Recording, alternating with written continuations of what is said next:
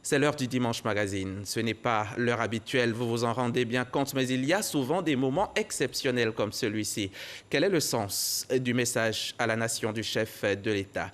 Message du 6 août dernier, à la veille de la célébration du 60e anniversaire de l'indépendance de la Côte d'Ivoire. Pour en parler, nous avons invité le porte-parole du gouvernement, Sidi Tiemoko Touré, qui a répondu favorablement à notre demande. Nous n'en sommes pas vraiment surpris. Il dit toujours oui quand nous lui faisons appel. Monsieur le ministre, on va suivre cet élément vidéo que nous propose Michel Digré, puis on revient pour l'entretien. J'ai décidé de répondre favorablement à l'appel de mes concitoyens me demandant d'être candidat à l'élection présidentielle du 31 octobre 2020. Au-delà d'une phrase, c'est une déclaration qui met fin à plusieurs semaines de spéculation et d'incertitude. Le chef de l'État, Alassane Ouattara, revient sur les raisons qui ont motivé sa décision. J'ai, comme vous le savez, fait part le 5 mars dernier à toute la nation, devant le Parlement, réuni en congrès à Yamoussoukro, de ma volonté, bien que la nouvelle Constitution m'y autorise, de ne pas faire acte de candidature et de passer la main à une nouvelle génération. Depuis cette décision, j'avais commencé à organiser mon départ, à prendre toutes les dispositions au plan personnel et au plan politique. J'avais planifié ma vie après la présidence. J'avais entrepris de relancer les activités de mon institut et de créer la Fondation internationale Alassane Dramane Ouattara, ADO, dont les locaux sont en cours de finition. J'envisageais ainsi de mettre mon expérience en matière économique et de gouvernance au service des pays et des institutions qui le souhaiteraient. Au plan politique, ma décision avait abouti à la désignation, le 12 mars 2020, d'un candidat, chef d'équipe de cette nouvelle génération, de cadres compétents et dévoués, à même de préserver les acquis de notre pays en matière de paix et de progrès. Mais comme le dit l'adage, l'homme propose, Dieu dispose. Les récents événements tragiques, avec le décès du Premier ministre Amadou Gon Coulibaly, laissent un vide au niveau de l'équipe que j'avais mise en place pour poursuivre et consolider le programme de développement économique et social pour lequel vous m'avez fait confiance. Par ailleurs, le calendrier très serré, à peine 3 mois avant l'élection présidentielle, les défis auxquels nous sommes confrontés pour le maintien de la paix, la sécurité nationale et sous-régionale, ainsi que la nécessité de juguler la crise sanitaire.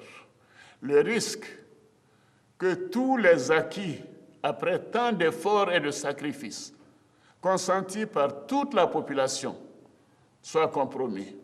Le risque que notre pays recule dans bien des domaines. Tout cela m'amène à reconsidérer ma position. Candidat donc à la présidentielle, le chef de l'État donne une idée de ce qui constituera ses priorités. Je peux vous assurer que cette décision mûrement réfléchie est un devoir que j'accepte dans l'intérêt supérieur de la nation, afin de continuer de mettre sans relâche mon expérience au service de notre pays. Préparer la relève et créer les conditions d'une réconciliation nationale durable sont entre autres quelques engagements pris par le président de la République au cours de cette adresse à la nation. Monsieur le ministre, le président s'adressait donc aux Ivoiriens à l'occasion du 60e anniversaire, la célébration de l'anniversaire de l'indépendance de la Côte d'Ivoire. Si vous deviez nous en donner une idée générale, vous diriez quoi? Qu'est-ce que les Ivoiriens doivent retenir de ce message à la nation?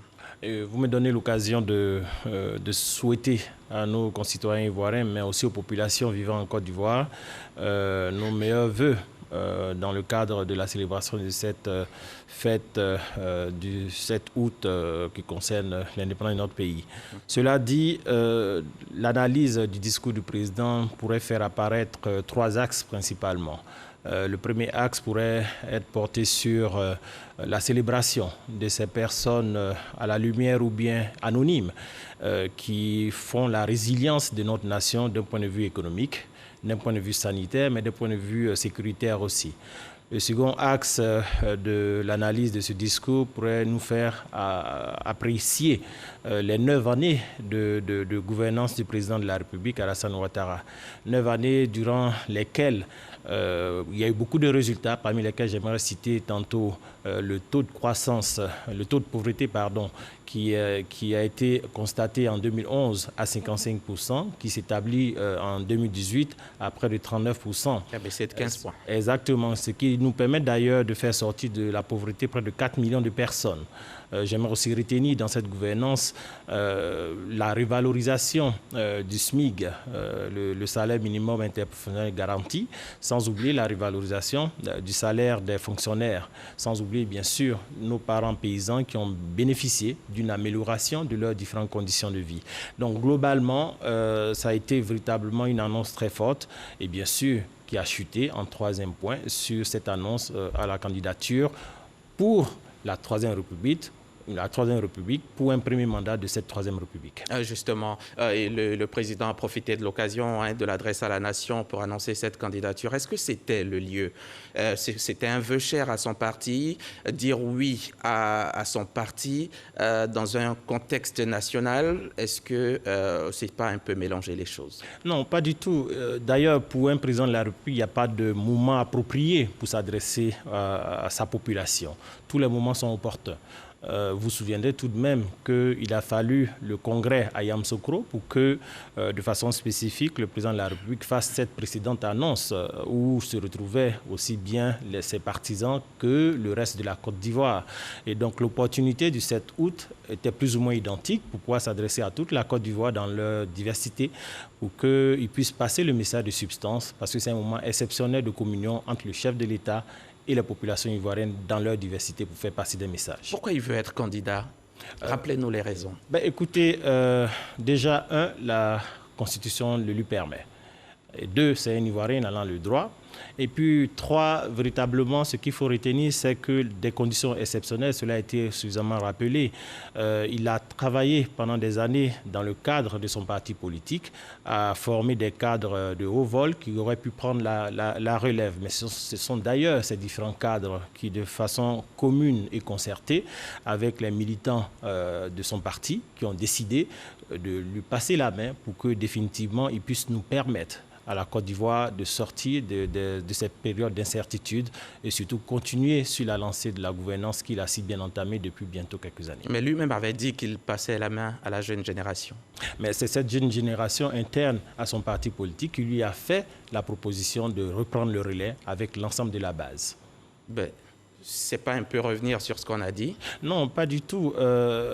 Véritablement, ce n'est pas revenu sur ce qu'il a dit, parce qu'il a suffisamment bien expliqué durant son discours les conditions exceptionnelles. Il a été aussi entendu le fait que cette jeune génération qui se trouve dans le cadre de son parti politique a apprécié le délai qui nous reste à parcourir pour atteindre les élections, pour permettre que le challenge de l'élection soit garanti pour le parti RHDP. Les uns et les autres ont décidé, pour éviter toutes sortes de divisions, d'aller ensemble et cette fois-ci soutenir l'approche du président de la République qui est celle de le confirmer ou de le solliciter pour être candidat. Beaucoup se posent la question de savoir s'il n'y avait que le Premier ministre Amadou Gon Coulibaly qui était apte à assumer cette fonction dans le camp RHDP. Non, il y a énormément de cadres très compétents au sein du RHDP. Encore une fois, c'est une décision concertée entre tous les différents cadres du RHDP qui a porté ce choix sur le président Alassane Ouattara. Est-ce que cette annonce de candidature a été vraiment une surprise? Il y avait beaucoup de voyants qui laissaient entrevoir que ça allait être le cas, non? Je dirais oui et non à la fois. Oui, parce que connaissant la personnalité du président Alassane Ouattara, qui est un homme de principes, et c'est d'ailleurs ces principes qui font son honorabilité, ce sont ces principes qui fondent sa respectabilité. Non, parce que c'est aussi un homme de devoir. Parce que là où le devoir national l'appelle, là où l'impériosité du fait de la cause nationale l'appelle, il répond toujours présent. Et cela ne nous a pas surpris qu'il puisse accepter cet appel au nom de l'intérêt supérieur de la nation. Vous l'avez dit tout à l'heure, il a le droit de se présenter. La Constitution le lui permet. Tout à fait, et cela sans embâche. La Constitution le lui permet. J'aimerais pas rentrer dans quelques juridismes. L'opposition, elle dit que non. J'aimerais pas rentrer dans quelques juridismes que ce soit, mais ce qu'il faut retenir, c'est que nous sommes dans le cadre de la Troisième République. Troisième République qui sera pour la première fois opérationnelle à partir du 31 octobre 2020. Donc un contexte nouveau, de gouvernance nouveau, qui connaîtra sa première élection. Cette Troisième République, d'ailleurs, a institué la mise en place d'une vice-présidence et autant de dispositions réglementaires tout à fait exceptionnelles qui permettent de la différencier de la Seconde République. Donc le président Alassane Ouattara, dans le cadre de la Troisième République, est candidat à un premier mandat.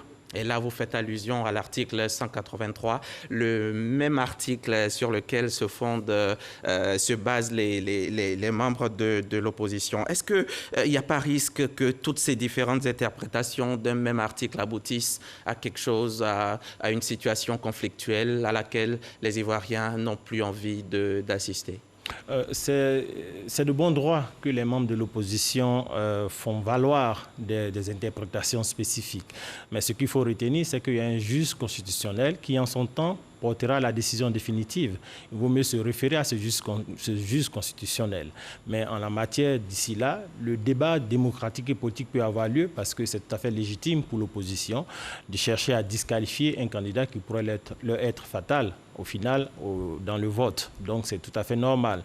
Mais il faudrait que cela se fasse dans la courtoisie, dans le jeu et dans le débat politique le plus pertinent, en évitant de franchir la zone rouge qu'il ne faut pas franchir. Pendant que tout ça se passe, les Ivoiriens, eux, ils ont peur. J'aimerais véritablement rassurer les Ivoiriens. Depuis ces années, le président de la République s'est investi énormément à l'effet de garantir la sécurité à la frontière de la Côte d'Ivoire, mais aussi la sécurité interne. Et le jeu démocratique a droit de se faire dans cette période. Mais le gouvernement n'acceptera pas quelques initiatives qui viseraient à perturber la quiétude des Ivoiriens. Tout est mis en œuvre pour que ce parcours démocratique jusqu'à l'élection se fasse de façon sereine, pertinente, de sorte à ce que chacun puisse exprimer sa différence dans le choix de son candidat. Voilà. En tout cas, sur les réseaux sociaux, on le voit, hein, ils sont nombreux à dire qu'ils sont en train de faire leur bagage, je ne sais pas, pour fuir quelque chose qu'ils pressentent. À quand le jour où on aura des élections tranquilles en Côte d'Ivoire, sans peur, sans psychose? Rassurons les Ivoiriens. Cette élection se déroulera dans les meilleures conditions. Chacun exprimera son vote de façon libre et transparente et l'État de Côte d'Ivoire, le gouvernement n'acceptera aucune initiative de déstabilisation du processus électoral. Toutes les décisions sont prises à cet effet. Donc j'aimerais vraiment rassurer les Ivoiriens quant à ce que nous irons sereinement à ces élections. Parce qu'on a un mauvais souvenir des élections municipales, les élections dernières. Alassane Ouattara donc avait décidé de passer la main à la jeune génération. Vous-même, monsieur le ministre, vous n'auriez pas pu être ce candidat-là? Je vous l'ai dit tantôt, son parti politique regorge de cadres compétents à tous les niveaux. Donc c'est l'ensemble de ces différents cadres qui ont fait le choix de mettre le président Alassane Ouattara en pole position. Il inscrit son action dans la continuité du rassemblement, de la réconciliation des Ivoiriens. Est-ce à dire qu'il reconnaît là explicitement qu'il reste beaucoup à faire de ce côté-là, la réconciliation? Je pense que le gouvernement et le président Alassane Ouattara ne peuvent pas être pris à défaut par rapport à leur engagement pour la réconciliation des Ivoiriens. Nous nous souviendrons de la commission Dialogue, Vérité et Réconciliation qui a été mise en place dès la sortie de crise. A succédé à cette commission la CONARIV, puis ensuite, pour matérialiser cet engagement fort pour la réconciliation, il a été institué un ministère en charge de la cohésion sociale qui d'ailleurs est toujours dans le gouvernement, qui œuvre en permanence pour rapprocher les différences. Et pour compléter le tout, régulièrement, le chef de l'État initie prend des actes d'amnistie de toutes les personnes impliquées directement ou indirectement dans le cadre de ces différentes crises pour leur permettre de vaquer à leurs occupations, sans oublier de les accompagner à réoccuper les différentes fonctions qui étaient les leurs pour ceux qui étaient fonctionnaires dans l'administration. Et ce qui a permis d'ailleurs à plus de 90% des exilés de la crise de rentrer en Côte d'Ivoire. Donc, après autant d'initiatives initiées par le président Alassane Ouattara, je pense qu'on ne peut pas l'accuser de ne pas d'être engagé dans ce chantier. D'accord. Et puis, dans son discours, le président a annoncé une grâce pour environ 2000 détenus, des détenus qui ont commis des délits mineurs. C'est quoi ces délits? Dites-nous pour qu'on comprenne mieux.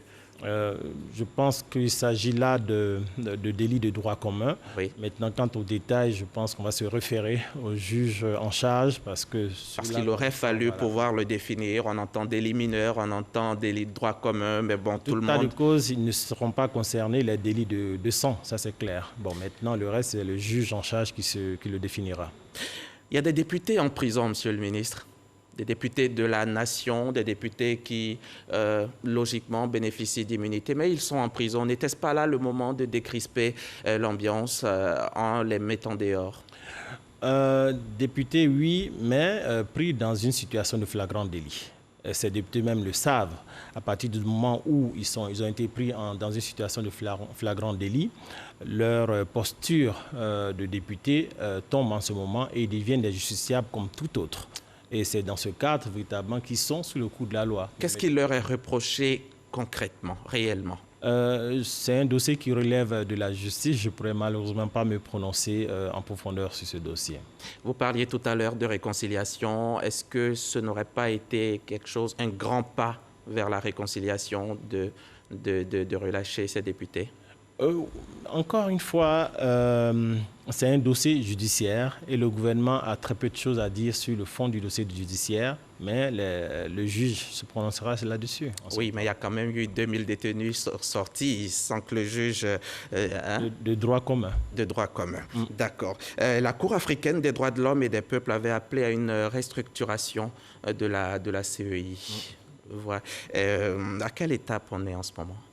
Le dernier arrêté de cette Cour reconnaissait la conformité de la loi électorale qui régit la commission électorale indépendante. Ce même arrêt reconnaissait aussi l'équilibre qui existe au sein de la commission centrale. Il restait tout de même au niveau des commissions locales quelques déséquilibres, pas du fait de la loi, mais du fait de l'application de la loi. Et c'est à cet effet que cet appel a été lancé à l'opposition, qui d'ailleurs, le PDCI a désigné son représentant, qui sera intégré au sein de la commission centrale et qui de facto aura un impact dans la réorganisation des commissions locales selon le bon vouloir de la commission électorale et en son temps. La révision de la liste électorale a pris fin le 5 juillet dernier. On est en phase de contentieux. Il y a certains acteurs politiques, certains Ivoiriens qui ont vu leur nom retiré de la liste électorale, notamment Laurent Gbagbo. Ceci est du fait de la loi électorale qui est impersonnelle, soit dit en passant, et qui n'adresse personne de façon particulière. Et donc... c'est précisément même d'ailleurs l'article 4 du Code électoral qui le relève. Et toute personne qui se sent blessée dans son droit de vote ou bien dans son droit à être inscrit sur le liste électorale doit le relever auprès de la commission électorale. C'est d'ailleurs le sens du contentieux qui a été ouvert et qui était clos, qui a été prorogé par la commission électorale pour se terminer le mardi. Donc toute personne, y compris celle que vous avez citée, a le droit de faire recourir auprès de la commission électorale indépendante pour faire valoir son droit qui sera peut-être accepté ou refusé. Celle que j'ai citée, c'est Laurent Gbagbo. Il a fait une demande de passeport. Vous avez dit que c'est en cours de traitement. Si l'ex-président demande à rentrer en Côte d'Ivoire, vous le lui permettrez? Je confirme que son passeport est en cours de traitement. Et maintenant, quant à savoir son retour en Côte d'Ivoire, j'aimerais juste vous rappeler qu'il est sur le coup d'une initiative judiciaire à son compte. Et donc, au niveau de la CPI? Non, en Côte d'Ivoire. En Côte d'Ivoire, il est sur le coup d'une poursuite judiciaire. Maintenant, ceci relève du juge, donc je ne peux pas me prononcer sur le fond de ce dossier. Et pour lui permettre de revenir en Côte d'Ivoire, on va attendre que le juge se prononce, c'est ça? L'appréciation du juge sera importante. D'accord. L'actualité, c'est aussi la lutte contre le coronavirus en Côte d'Ivoire. Où on en est? Vous vous souviendrez que c'est sous le leadership du Premier ministre, père son âme, Amadou Gon Coulibaly, que l'initiative a été engagée pour pouvoir protéger nos différents concitoyens ivoiriens, bien sûr, sous la direction du président Alassane Ouattara. Et au cours de ce développement, il a été mis en place 2 plans. Un plan de riposte sanitaire d'un montant de 95 milliards de francs CFA. Le président de la République l'a rappelé. Et ce plan de riposte sanitaire a permis d'améliorer les infrastructures de prise en charge de nos différents concitoyens sur toute l'étendue du territoire national, mais aussi d'améliorer l'opérationnalisation de la prise en charge dans le cadre de la gestion de cette crise à coronavirus. Le second plan, qui a été développé d'un montant de 1 700 milliards de francs CFA, est un plan de soutien économique, social et humanitaire qui permettait d'adresser les vulnérabilités dans nos sociétés pendant cette crise sanitaire, mais aussi d'adresser les vulnérabilités économiques au sein des différentes entreprises, que ce soit les grandes entreprises, les PME ou les entreprises informelles. Globalement, ces 2 initiatives, dans le cadre de ces 2 plans, dans le cadre de ces stratégies, ont permis de réduire le taux de mortalité à près de 0,7%, ce qui est l'un des taux les plus faibles en Afrique. Et c'est dire que la stratégie adoptée par la Côte d'Ivoire est la bonne, mais il faudrait en ce moment-là que nos concitoyens y adhèrent et puissent nous permettre d'éviter qu'il y ait toujours des morts. Mais on constate depuis quelques jours un nombre vraiment appréciable, on va dire, des petits chiffres par rapport aux contaminations. Qu'est-ce qui a changé? Il n'y a jamais de petits chiffres en termes... Mais je veux dire, on avait droit à 300, 400 cas de contamination, on en a 50, 70 aujourd'hui. Qu'est-ce qui a évolué? C'est certainement la viabilité de la stratégie qui a été mise en place. C'est ce qui justifie peut-être ces résultats. Mais je préfère ne pas trop crier à la victoire parce que l'OMS nous a déjà rappelé que nous serons amenés à vivre encore pendant une longue période avec cette maladie. Il est peut-être plus prudent de continuer à sensibiliser les populations sur le fait qu'il faut qu'ils continuent à se protéger pour protéger les autres. Et pourtant, les restrictions ont été levées. Oui, il fallait trouver un juste milieu entre l'équilibre économique des différentes populations et l'équilibre sanitaire. Mais soyez certains, le gouvernement ne prend aucune décision sans l'éclairage du comité d'experts qui a été mis en place, comité d'experts en matière sanitaire, qui l'accompagne dans ces décisions prises au sein du Conseil national de sécurité. Et la présidentielle aura lieu le 31 octobre, Monsieur le ministre? Bien sûr, le gouvernement y travaille et met en place tout ce qu'il faut pour que cette élection se déroule de façon sereine, dans la sécurité et que chacun puisse exprimer son droit de vote et son choix. Voilà. Je pose la question parce qu'on n'a pas fêté comme il faut l'anniversaire, 60e anniversaire, à cause du coronavirus, alors que c'est une centaine de personnes qui allaient être réunies. Mais là, il y aura des millions d'Ivoiriens qui iront voter. Mais des dispositions seront prises pour pouvoir se garantir cette élection dans les meilleures conditions. D'accord. La journée nationale de l'excellence, elle n'aura pas lieu. Malheureusement, elle n'a pas eu lieu. Malheureusement, je peux comprendre la déception de beaucoup d'Ivoiriens, mais ce n'est que partie remise. Nous avons terminé, Monsieur le ministre. Je vous remercie. Et je vais vous demander, le ministère a organisé un atelier de vulgarisation des textes majeurs de votre département. Que visait l'organisation d'un tel atelier? Le département de la communication des médias a bénéficié de l'adoption de 3 textes majeurs, 3 projets de loi, en l'occurrence un régissant le secteur de la presse, l'autre l'audiovisuel et enfin le dernier né qui a été adopté au mois de juin 2020 portant sur la communication publicitaire. Il était de bon aloi de faire cette promotion pour que les uns et les autres acteurs sachent ce qu'il y a dans cette loi, ce qui va régir leur activité. Merci, Monsieur le ministre. C'est moi qui vous remercie. Monsieur Sidi Tiemoko Touré, ministre de la Communication et des Médias, porte-parole du gouvernement. Une fois de plus, merci, Monsieur le ministre, d'avoir accepté notre invitation et bon retour chez vous.